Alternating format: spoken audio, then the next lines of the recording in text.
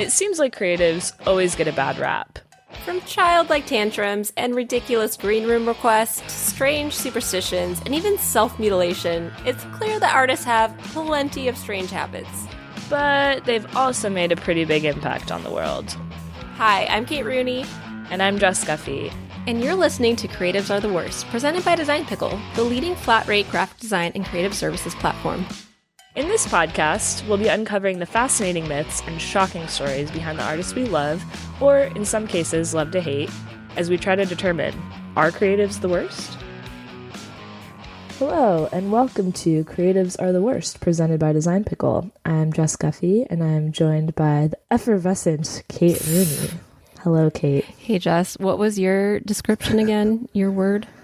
Erudite, which I'd never heard before. You're so erudite. Thanks to our producer for teaching us new vocabulary words every day. Yeah. I'm feeling very effervescent this morning. I can't wait to hear who you're covering today. Let's do it. Per usual, this person that I was covering. Hello, I'm Sean Connery. There is a lot of information out there and a little bit harder to track down all the accurate information. So I did my best, but if I'm missing anything or if I get anything wrong, please let us know at podcast@designpickle.com. Shout out to Design Pickle, the leading creative services and graphic design subscription service. We are proud picklers. But yeah, just everything I say is based off my research and is my opinion / our opinions, being Jess and Kate. That's us. Hashtag hot takes. Hot takes over here. So, step right up. Today, we are going to talk about the mystical, the enigmatic, the sometimes pretty problematic Prince of Humbugs, Phineas Taylor Barnum, aka P.T. Barnum, aka the Greatest Showman on Earth. Oh, man, Catherine, you're doing it. We're doing it. We are you are doing it. This is already a circus of a podcast. Exactly. It's very thematic. Just remember when I texted you the other day and I was like, I don't know if I should do this person anymore. This is like, I feel like there's a lot of problems here, and we'll get into why, but yep. I was very unsure about covering this person just because he did a lot of things that were very problematic, as we'll come to find out. Well, we will determine if he's the worst or not. We will determine. But as I kept researching and I did more, I mean, some things came up and I was like, okay, I'm glad I'm covering him. I mean, he definitely did some bad things, but he also did some good things, and he definitely, carved a path for others. So, have you seen the movie? Funny you should ask. I have not seen the movie. I had planned to for this podcast, and I watched the trailer and immediately was like, this is bullshit. I was already so annoyed. And I love Hugh Jackman. I adore him. Such a great cast. But just from the trailer alone, I was like, this is so wrong. This is such a glorified version of what really happened. And it just kind of made me like, ugh. But then, so I kept telling Leo, my husband, I was like, well, we have to watch it. We have to watch it this weekend. And we paid a whole $4 to rent it. Started to watch it, and we were both like, what the hell is this? We couldn't even get through it because, well, to be fair, we're not huge fans of musicals and stuff like that, and it is a musical. Neither am I. And I really liked what's that movie, Moulin Rouge, so I got some vibes from that, but I felt like this was a little too kitschy and It was over the top. I think I watched it on a plane one time, and I just remember my brow was furrowed the entire time. People probably thought I was watching a drama or something, but I just was confused. Your brow might get more furrowed after you hear this story, but yeah, I tried, but I had already done the research and I knew the real story behind it. I'm like, this is all just Hollywood. Yeah. They made it seem like he was this advocate for everyone and he was super duper woke. I think texted Leo when I was watching the trailer. I was like, this is super duper woke. Can we go back to that? For reals, though, because in the trailer it was like the people in a show, the bearded lady, are like, PT, you've done it all. You've helped us do this and this. Like, we wouldn't be here without you. And I was like, come on. He was exploiting all of you. That's not the real story. Well, good to know. If you disagree with us on that, please let us know if you love the movie. Hugh Jackman, if you're angry about it, just email me directly. I will keep an eye out for that email. But I think exploitative is a very good way to start out with this. Like, he's very exploitative. I came to learn that he definitely did do some good and tried to do some good. But so let's start out from the beginning. Phineas Taylor Barnum was born on July 5th, 1810 in Bethel, Connecticut. His dad, Philo Barnum, was a farmer, tailor, tavern keeper, and grocer. He had 10 children, by the way, 2 different wives. Oh, just 10. And when I think of the name fine. Philo, it reminded me of Parks and Rec in the scene where Tom thinks he's becoming the new Jerry, and he calls a pile of papers a Pilo, and they start calling him Philo. Not related to the story in any way, but I just kept thinking about that. That's hysterical. Yeah, so Bethel, where he grew up, it was really a conservative area, dominated by the Congregational Church. And to kind of combat this sort of conservative, boring, everyday life, men like his grandfather, who's also named Phineas, by the way, he resorted to one of the few socially permissible forms of entertainment, which we know as the practical joke. So they loved playing pranks and practical jokes on each other.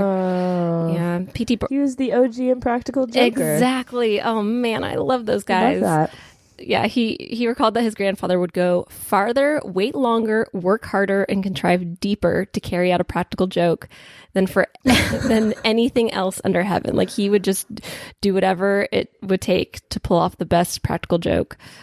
And just wanted to spice things up, you know? Yeah, he loved his grandfather, and his grandfather loved him. I mean, he said PT was his favorite grandson, and he really was inspired by his grandpa in a lot of ways, including working for the lottery, which, by the way, back then, the lottery wasn't this thing what we have now where it's very regulated. It was like anyone could make their own lottery, and it was almost like a big scam. Anyone could just be like, here's a lottery, give us your money. And so P.T. Barnum kind of got into that when he was 18 years old and was running a lottery this time. Not surprising. Yeah. He was a super strong, smart student, very creative, of course, as are all of the folks that we cover. But he hated physical labor. Just was like, I'll do whatever you want with books, but I do not want to work on the farm, which his father was doing. He wanted to work, but he wanted to use his brains, not his brawn. He did work on his father's farm for a little bit, and then in the family-owned general store. But then after his dad died, he liquidated all the family assets and then went to go work in another general store. He met his wife at this time, Charity, and they were married for 44 years. Fun fact. I do recall that from the film. Yeah. Maybe that was accurate. Yeah. One accurate piece. I didn't watch the movie, couldn't get through it. I watched Jerry Springer's Ringmaster, but I couldn't watch this Academy Award winning movie. So that tells you something about myself. Yeah. I wasn't sure how much because it seemed like the film very made it romanticized and stuff, but they were married for a long time. So who knows? Now, when I announced this, or when I introduced him, I mentioned the Prince of Humbugs. And I just want to take a beat there because it's a word that I think we all know, but I didn't really know the meaning of it. So I went to research that. Do you know what humbug means? I only know it in the context of Scrooge. Exactly, right? So a humbug is a person or object that behaves in a deceptive or dishonest way, often as a hoax or in jest. So in Christmas Carol, Charles Dickens, when they're saying, bah, humbug, it's it's him saying Christmas is a fraud. That's where it comes from. Oh. Or not comes from that, but that's what he's saying in there, yeah. Why didn't we ever learn the meaning behind this in school? I don't know. We were too busy. Ugh. I don't know. Now, you may have heard the phrase, there's a sucker born every minute, and I think you've said that to me before, so... Have I? I don't know. I don't recall, but it sounds on brand. Exactly. So a lot of people think that P.T. Barnum actually created this phrase because it's pretty much his whole persona. You know, he likes to just fool the public. There's a sucker born every minute. His biographer tried to do research to find out if this actually came from him. There's no actual evidence that he said it.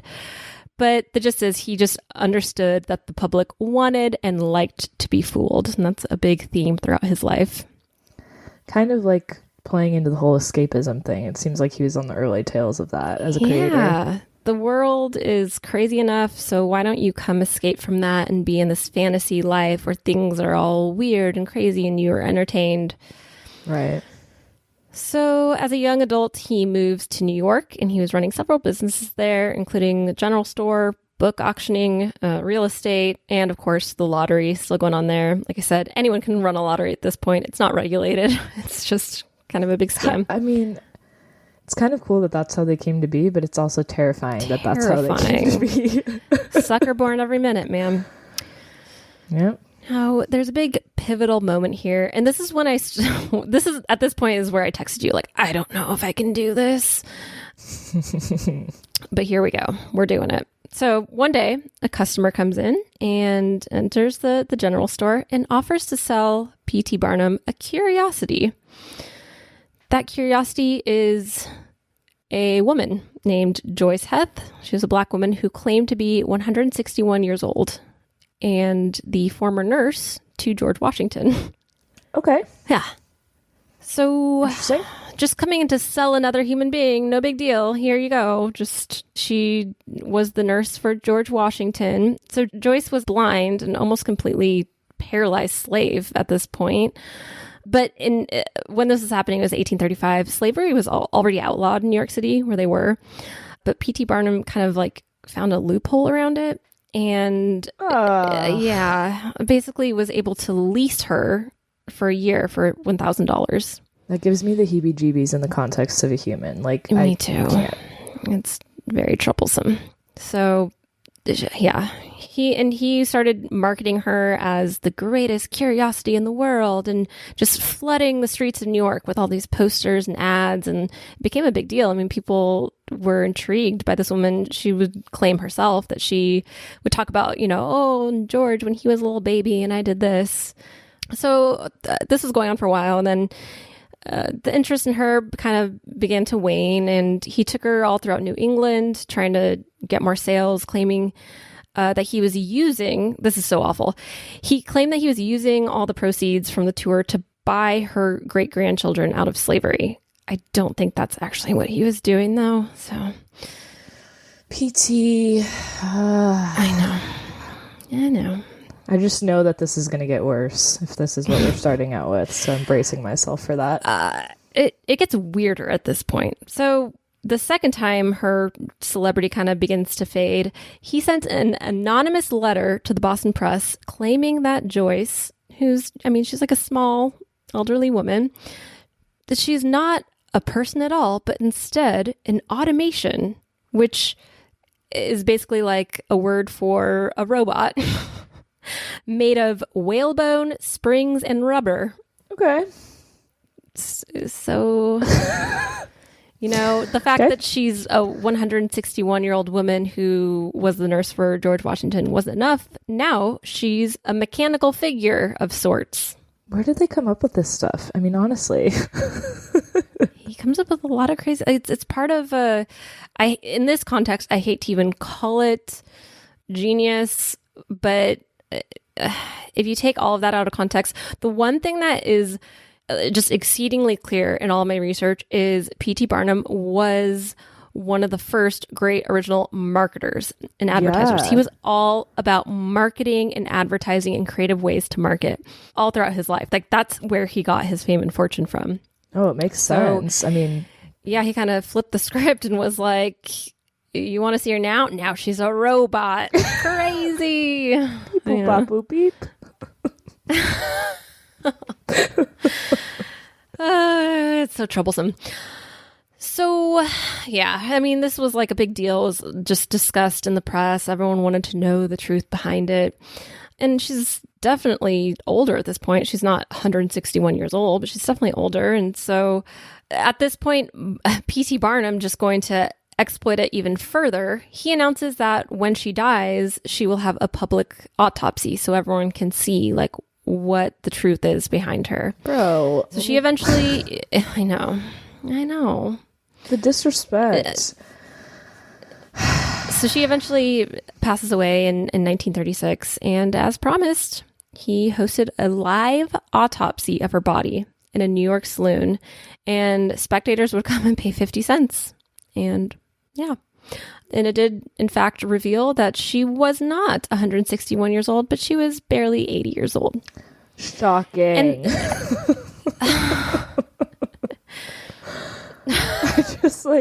I don't know how.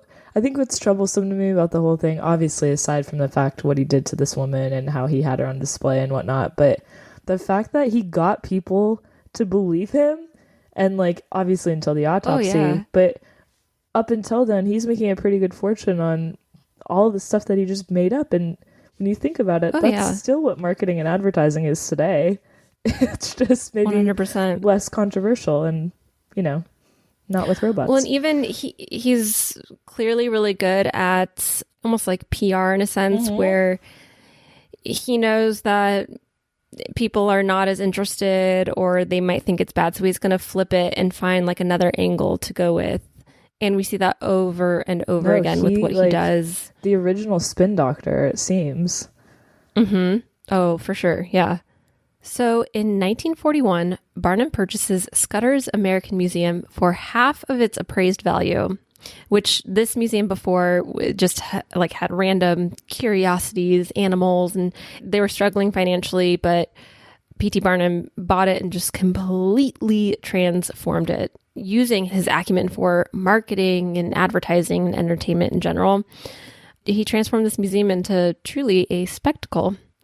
So they officially opened on January 1st the next year. It included a zoo, a museum, a lecture hall, a wax museum, a theater, and a quote-unquote freak show. Not a nice way to describe people. Yeah, I was trying to find, like the PC term for freak show, but so I'm going to keep using it, but it's in quotations because that's what they used. I think it's very problematic, but for all intents and purposes, we are going to use that. So his goal was to make the museum the town wonder and the talk of the town.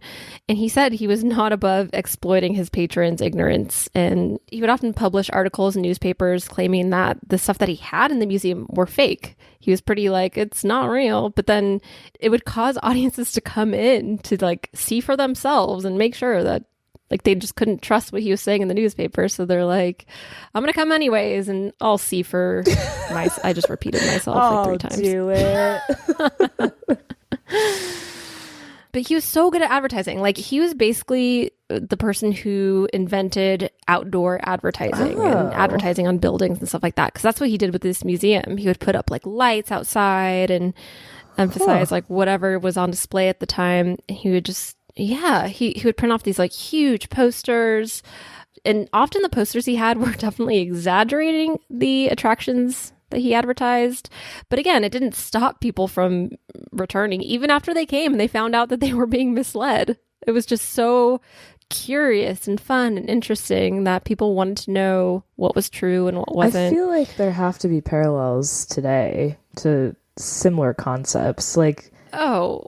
Yeah, I think it's just so ingrained in us now that we can't even think of a single everything is so many things are over advertised. And I'm just thinking of apparently in Arizona right now there's a pumpkin patch. Well, they advertise it as a pumpkin patch, and you go in and there's no pumpkin patch, but they have a giant pumpkin.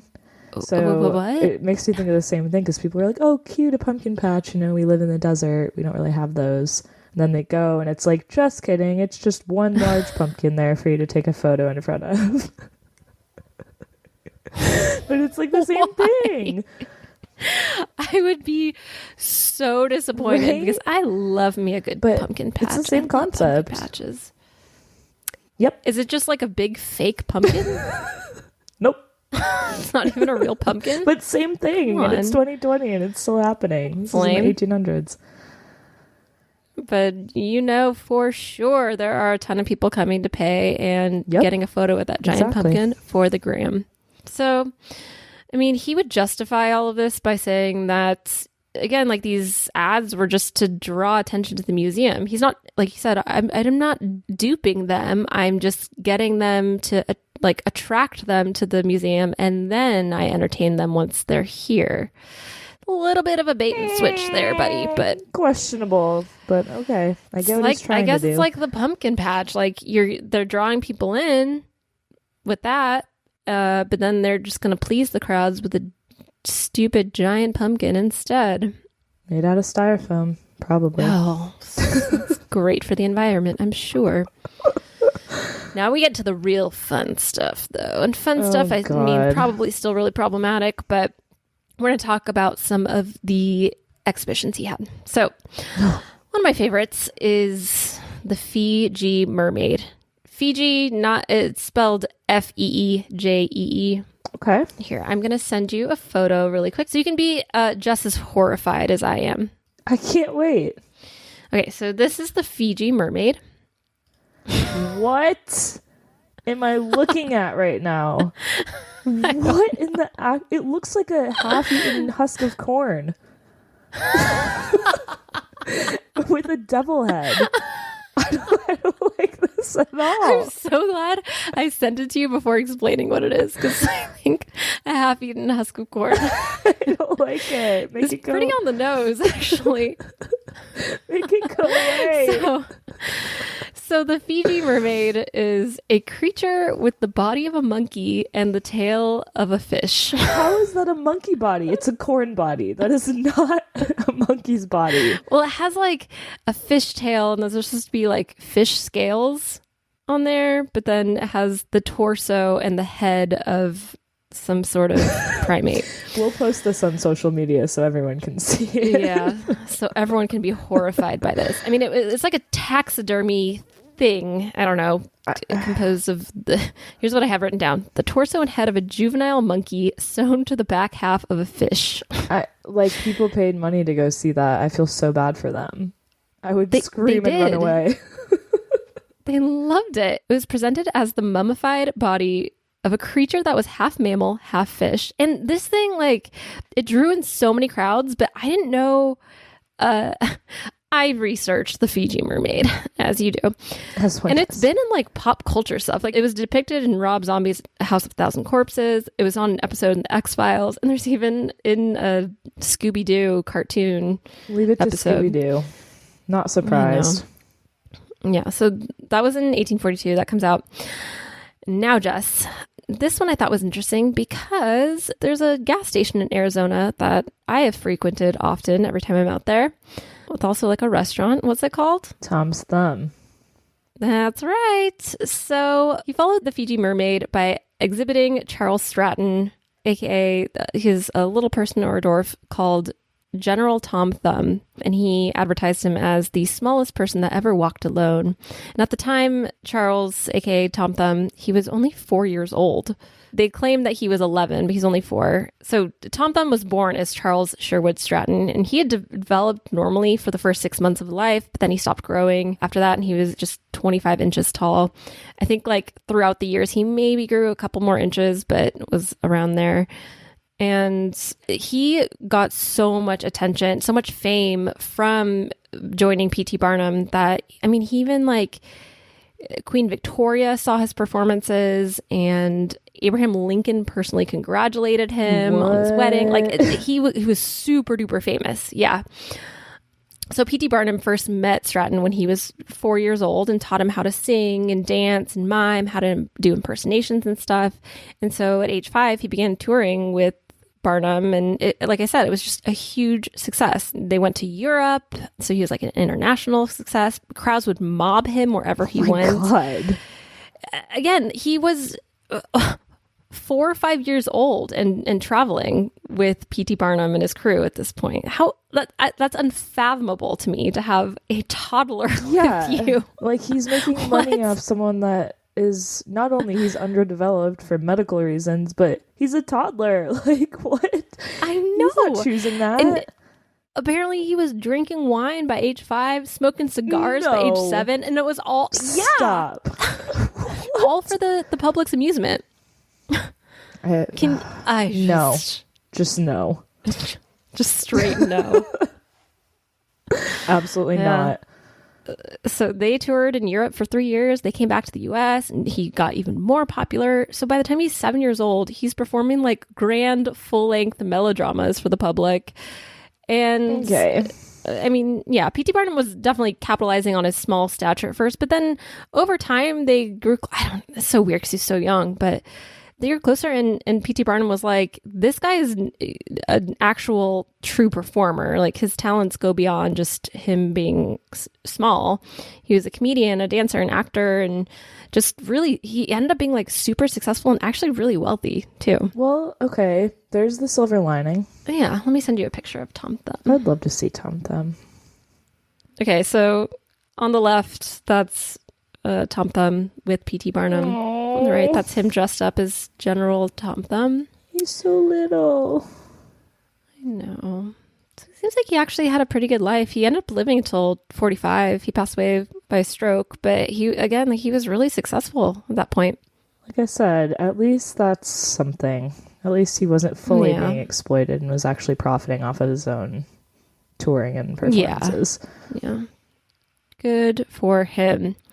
Now, the Fiji Mermaid and Tom Thumb weren't the only physical oddities. There was also I can't say this name. Josephine Boyce Deschines. And she is basically the quintessential bearded lady that we've seen in all his representations. I'm sure that was even in The Greatest Showman with Hugh Jackman. Mm-hmm. It was. Yeah. So she was billed as Madame Clofulia. She was born Joseph Boy Deschines in Versailles, Switzerland. I'm saying all of this wrong. She was born hairy and apparently had a 2-inch beard by age 8. These kids are developing very quickly. Or slowly. I don't know. Yeah, what? I'm still stuck on Tom Thumb smoking cigars at age 5. I know. That part was like, what in the actual hell? That is so awful. But I mean, again, he lived probably longer than other people in his condition. It's so strange to me. But so at age 14, before she even met P.T. Barnum, she was already like touring Europe because of her facial hair. And she was notorious for fashioning her beard to imitate Napoleon III. Okay. Apparently, in return, Napoleon III gave her a large diamond. Like, she was that well known at that point. Interesting. Yeah. So she starts touring with P.T. Barnum in 1853. She was actually taken to court because someone was claiming that she was really a man and an imposter.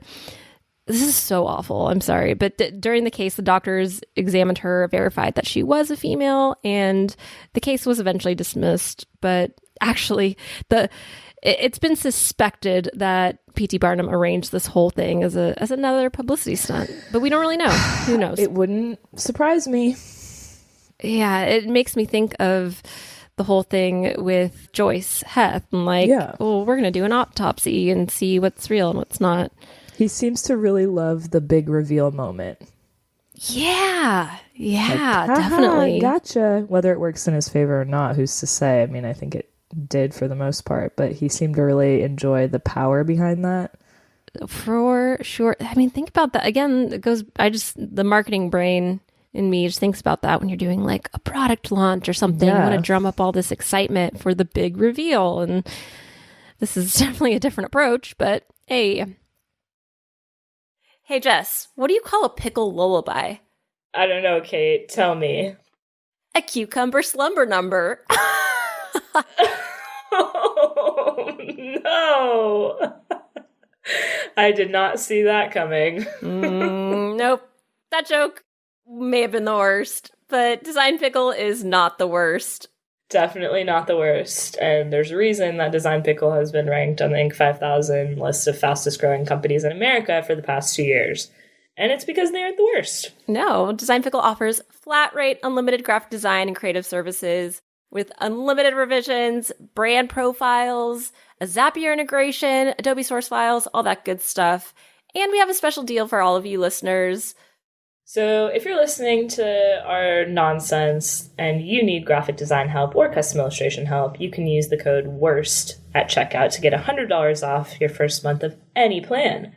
That's coupon code WORST, WORST, for $100 off any plan of Design Pickle, our Essentials plan, our Pro plan, custom illustrations. Just head over to designpickle.com and select the plan that's right for you and get $100 off. And get creating.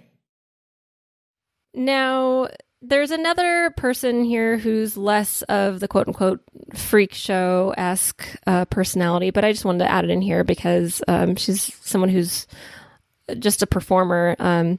Jenny Lind, who's a Swedish opera singer from the 1850s, and she eventually, I guess she was already famous in Europe. She was already, doing sold-out concerts in Europe, and P.T. Barnum heard about her. He hadn't even heard her sing yet at this point, but he was like, I want her to join my crew. So he hires her as the quote-unquote Swedish Nightingale and offers her $1,000 per performance. That's a pretty heavy chunk of change for those times. Yeah. So I just want to point out that we're like looking at all this stuff like, oh my gosh, this is so crazy. This is so awful. And even though it was a different time, people back then thought that too. They weren't like all like, this is cool, you can do whatever. There was a lot of criticism about P.T. Barnum and his actions, and we'll get into that a little bit later too, but he was well aware of that, and he knew he kind of needed to bolster his public image. And so he hoped that by hiring Jenny, who is already this well-known singer in Europe and Sweden, it would improve his public image and improve the image of the museum. But like I said, he had never heard her sing before, so it's kind of risky, but he launches this whole public relations blitz.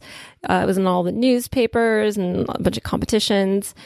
And with her talent, I mean, he ended up profiting like over $500,000. Good Lord. Yeah.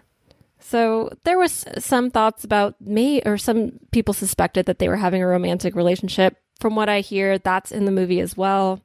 Do you remember that? Confirmed. Yes. Well, that's pretty much all wrong. So it suggested that it was an all business relationship, and she was married to a pianist, and they stayed together until she died in 1887. So, well, we're just squashing theories left and right here, aren't we? Exactly. Doing our best. Point of the show, I guess. This part, just that's kind of like a little positive highlight. Now we're going to get into some darker stuff again, and just nothing like, I'm not going to get into some gross details, but if you're very sensitive about animal rights, then you might want to skip ahead. I know, Jess, this was a part that I didn't even want to, because, okay, Jess and I are both like huge animal lovers, like to a fault. So this was very hard to read, and it's even harder for me to tell you, but I'm not prepared. It's history, so here we go. One of his most successful attractions was his large selection of living animals. And it's a huge highlight for people who are, they're in the city and they've never seen exotic creatures before. But as you can imagine, the animals were just poorly treated, and they were poorly treated at best and neglected at worst. Just the standard of living. Okay, he had beluga whales. I don't even know how he got them. He was like storing them in a tank in the basement. How did he get them there? No. I don't understand. Ugh. But like these massive beluga whales would live in a tiny ass tank that's 500, maybe a little bit more square foot tank. Wow. And they would just like keep dying over and over again, and he would just get them replaced. Oh my God. Just keep going. He wasn't getting them ethically either, because how would you get those ethically? Oh, for sure. Yeah. There were whales, there were giraffes, there was all this stuff. Actually, we're not even going to go. It's just, I wanted to point that out because that's a big part of the circus. And that's one of the reasons why the circus has been demonized, is because of the treatment of animals.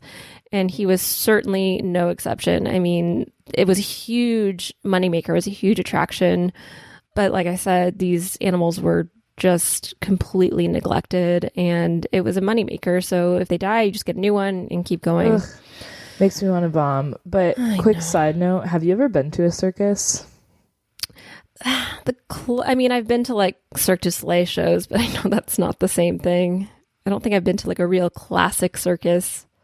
I've been to one in my whole life, and it was set up in like a parking lot when I was growing up in New York. And we went, and I was probably 7 at the time. So it was a while ago. It was a long time ago. And all I remember is that they had animals. And I remember even at 7 being really sad about that. But my sister got cotton candy, and she really wanted it. But then she started crying when my mom brought it back for her because she thought it was lint from the dryer. She didn't think it was cotton candy. I thought you were going to say she thought it was like one of the animals, like whipped up into cotton candy. No, she thought it was lint from the dryer on a stick and started crying. You're like, Delaney, just try it. It's really good. My mom was like, you can eat it. It like dissolves in your mouth. It's sugar. And she was like, it's lint.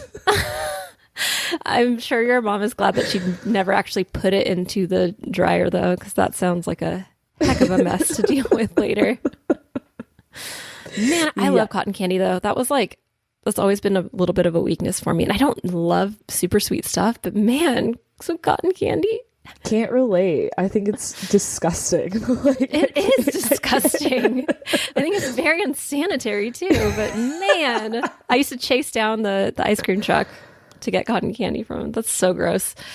Nasty. Nasty. Do you remember like what kind of animals you saw at the zoo? Or at the zoo, not the circus? They had elephants, and that's when I really lost it because elephants are my favorite animal, and they had multiple. And they had a lion, I think, as well. And when you look at it now, you're like, how did anyone ever think that this is okay? I mean, seriously, it sends me down a spiral. So, but it makes so much money. Yeah, because we can't see those things. We can't see, unless you go to Africa and you're in the Serengeti. Sure. Yeah. So, I mean, at its peak, the museum was open 15 hours a day. Wow. And it was having like as many as 15,000 visitors each day. Wow. Yeah. So over time, there were 38 million customers, and they were paying the 25-cent admission. So yeah, it was just like huge. It was so popular. It was in New York City. And so we have all these like crazy oddities going on. And like I said, P.T. Barnum knows that he wants to kind of be like, yeah, we have all this craziness, but also it's a very serious place about, culture and education. So, okay, sure. This place is like 5 stories. It's huge. I mean, they have a basement where they have a beluga whale. So it's not a small little place. Right. But part of it was this very elegant theater. And I am saying it that way because it's theater R-E, not E-R. So it's theatre. But they call this the lecture room. And this is, he kind of used this he's trying to use this to change the public attitude about the museum itself. It was more like the highbrow area of the museum. They would put on Shakespearean dramas and morality plays. A lot of these were about the dangers of drinking. For whatever reason, P.T. Barnum was very much against alcohol. So these morality plays about alcoholism, they were very popular with women at the time because alcoholism was becoming rampant among working class men. But it was also like family friendly entertainment, just good lessons, appropriate for all ages kind of a thing. That's rich coming from him. Right. Right. Yeah. I mean, they also Just had... saying. So it's weird because it's just like trying to, again, the marketing angle, trying to portray as this highbrow educational series. But this place also had, they would host shows. They'd do like flower shows, beauty contests, dog shows. Ooh. I put down poultry contest. I don't even know what that is. My imagination is going to run wild on what that means. Insert joke here for that. But the most popular one, get ready for this. They were, I can't even say it, baby contests. Oh. I just picture people holding their babies up like Simba. They were literally contests trying to find out who's the fattest baby. Oh. Or Little the jokesters. the handsomest twins. Wow. Man, I wonder if anyone these days, I mean, because these people probably grew up, had children of their own, and maybe generations later, they're like, well, my great-great-grandma won fattest baby at the P.T. Barnum Museum. It's like the family lore now for those people. I love it. It's so wild. And just to like add to his whole like hucksterism and, you know, tricky people a little bit. At one point, P.T. Barnum noticed that people were lingering too long at certain exhibits. And so he started posting signs saying, "This way to the egress." And people didn't know what that was. I think it's like, ooh, another mysterious thing. But nope, it's just another word for exit. Yep. So he was tricking people they assumed that it was like some fascinating exhibit, but they ended up just outside. You mentioned earlier that he really wanted to use his brains, and while I don't know that he was using his brains for good, you can definitely see that coming through in everything that he does. Like, it seems like he enjoys outsmarting people or like tricking people. 100%. And I don't know if I drove this home enough, but he was super inspired by his grandfather, because he was the guy who was all about practical jokes and would do anything for a good, solid practical joke. He was very inspired by him and just continued on, like, wanted to fulfill that lifestyle, but on just like an even more grandiose level.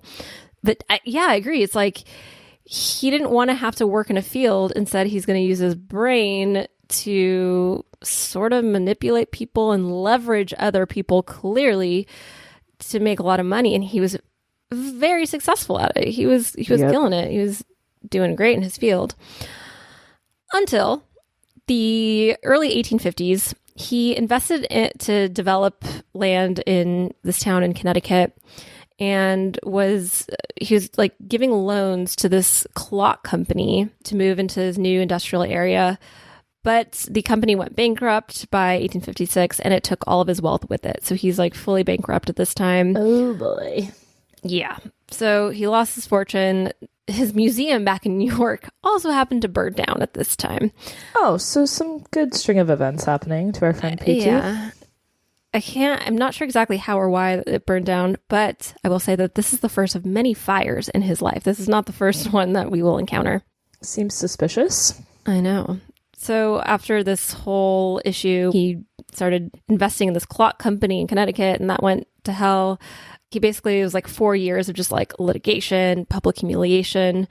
Our buddy Ralph Waldo Emerson even proclaimed at one point that his downfall showed the gods visible again. So people who didn't like him, who were criticizing him before, were like, yes, it's finally happening to him. They were celebrating that he was bankrupt and suffering at this time. They're like, Ralph was like, karma's a bitch, and so are you, PT.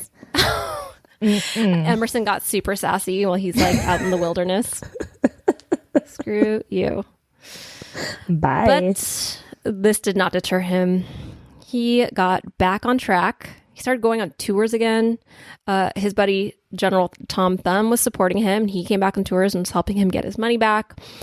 P.T. Barnum was traveling, doing lectures. I think one of his lectures, I can't confirm this, but it was like how to make a bunch of money. So he was doing that kind of thing where he was yeah, which I think we also see today. Like, yep.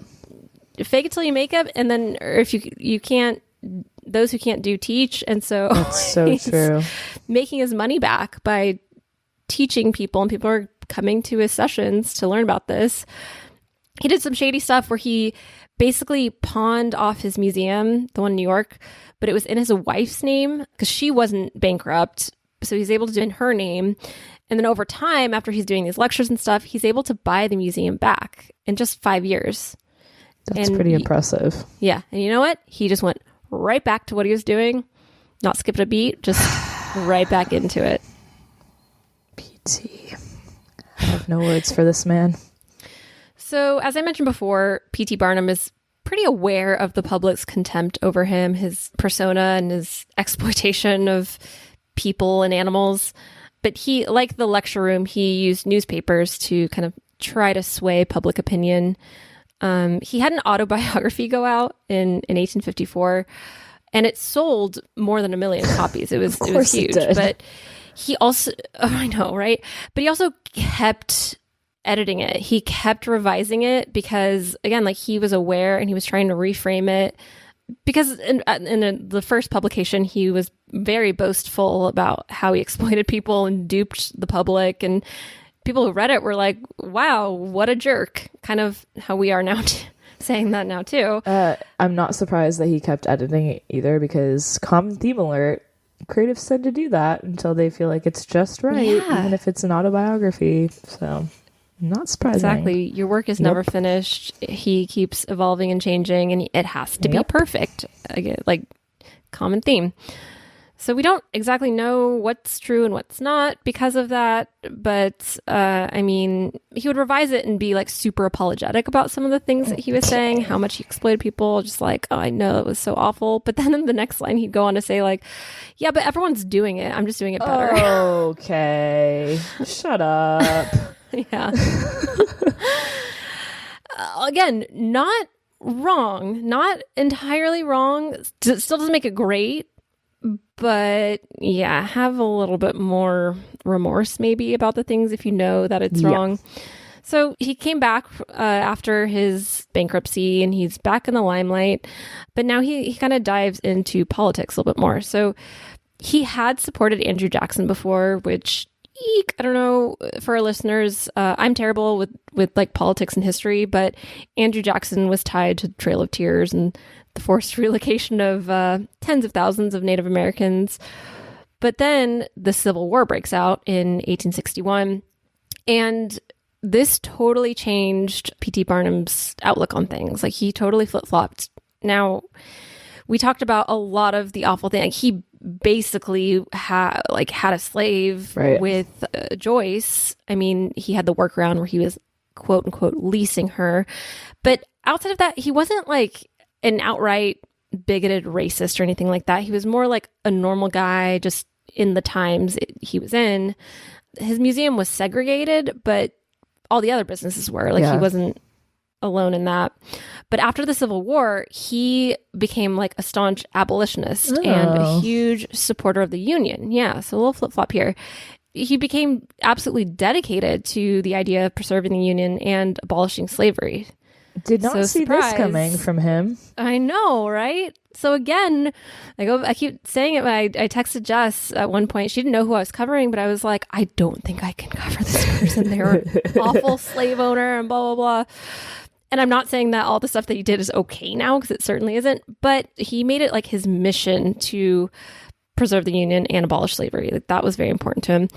So he used the museum as a platform for his cause, and there would be protesters outside. People were threatening his life because of this.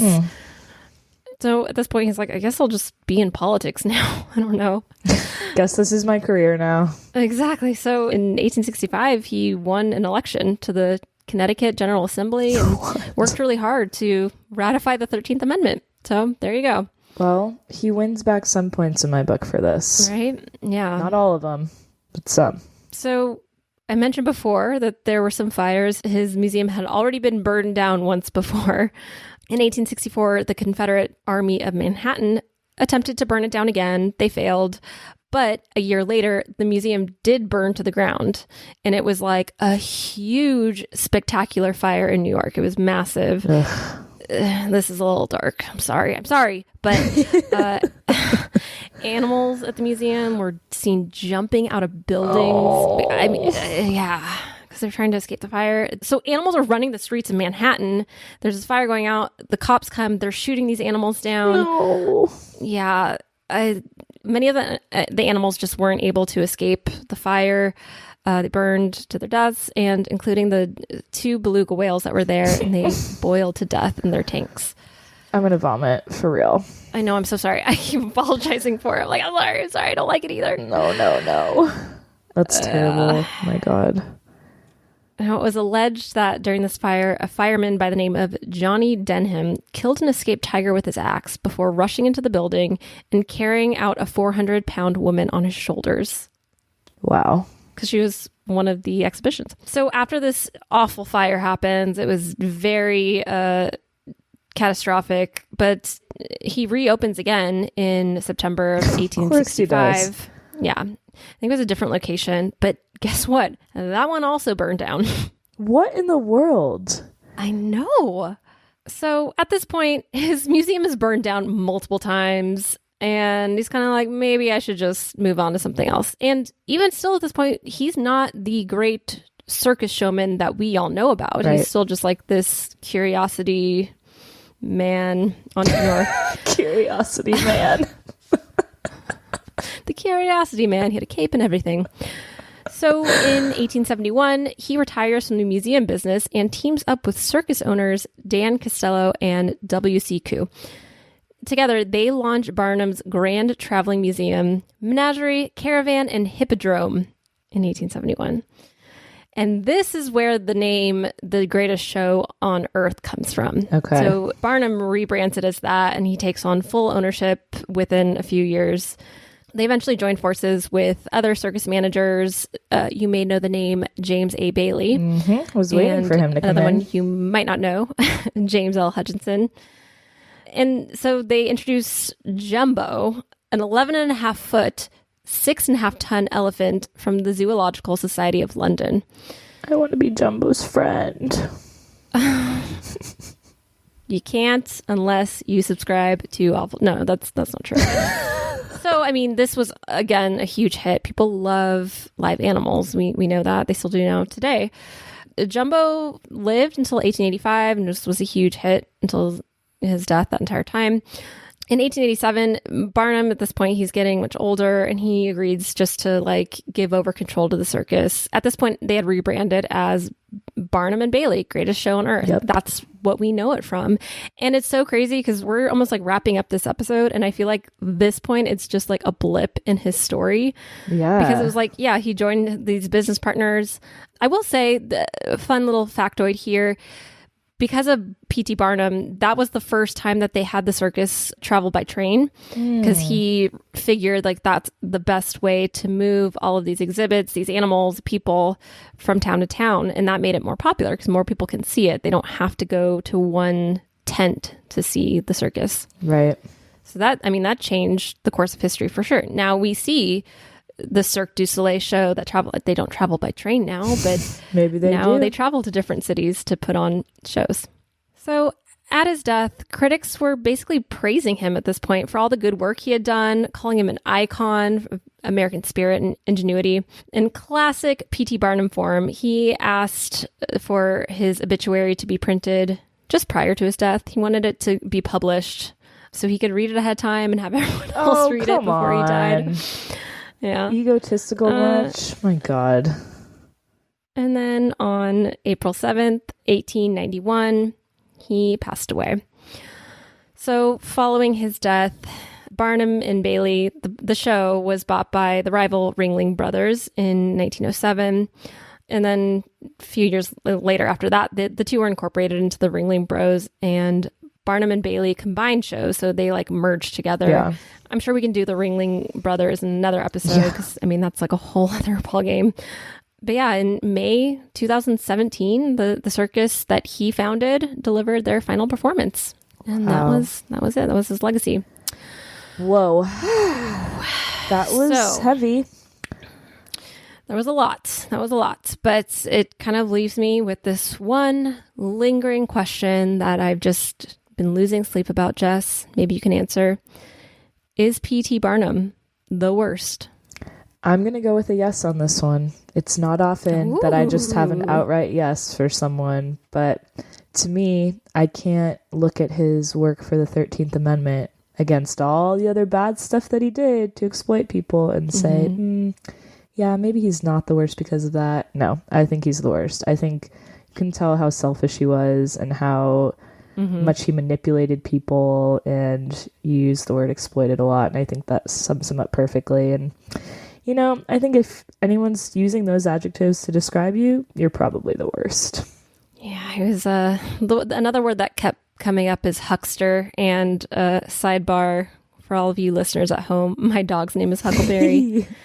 And so I just kept laughing at that. He's a little huckster. Huckster. My Huckleberry's not a huckster in the way that P.T. Barnum was. I mean, yeah, I was worried about even telling the story, and then I was like, okay, there's some redemption at the end, sort of, but it doesn't, like, you still feel icky. And it's not surprising because circuses, even to this day, they kind of have those connotations of, yeah, there's something shady going on over there, and we know these animals aren't being taken care of. And you still have to say that, or you don't have to say, but it's clear that he paved the way for these entertainment shows and exhibits and stuff like that. But it seemed like he was also just aware of the awful things that he was doing and tried to use his PR mind to sort of back away from that. But I don't know. And because the whole thing with him getting into politics is more kind of like a little blip.